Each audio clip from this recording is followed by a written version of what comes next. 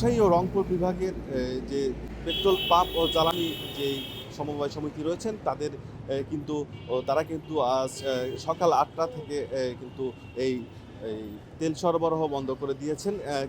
ইতিমধ্যে আপনারা জানতে পারবেন যে গতকাল কিন্তু নওগাঁতে কিন্তু একটি পেট্রোল পাম্প কিন্তু তা সড়ক ও জনপথ বিভাগ ভেঙে দেওয়ার ফলে কিন্তু তারা এই কর্মসূচি পালন করছেন। আর একটা জিনিস জানিয়ে রাখি যে আমরা এই মুহূর্তে অবস্থান করছি উত্তরবঙ্গের একমাত্র অয়েল ডিপো বাঘাবাড়ি অয়েল ডিপোর মূল ফটকের সামনে। দেখতে পাচ্ছেন কিন্তু সেই অয়েল ডিপোতে সবসময় কিন্তু ৫ শতাধিক ট্যাঙ্ক লরি সবসময় কিন্তু এখানে তেল লোড আনলোড হয়ে থাকে, কিন্তু আজ কিন্তু একদম পুরাই শূন্য অবস্থায় রয়েছে। আমরা কথা বলেছি বাঘাবাড়ি অয়েল ডিপো সমিতির যিনি চেয়ারম্যান, তার সাথে কথা বলেছি। তিনি জানিয়েছেন বিনা নোটিশে কিন্তু সড়ক ও জনপথ বিভাগ গতকাল নওগাঁর একটি তেল পাম্প তারা বিনা নোটিশে ভেঙে দেওয়ার ফলে কিন্তু তারা এই অনশন পালন করছেন।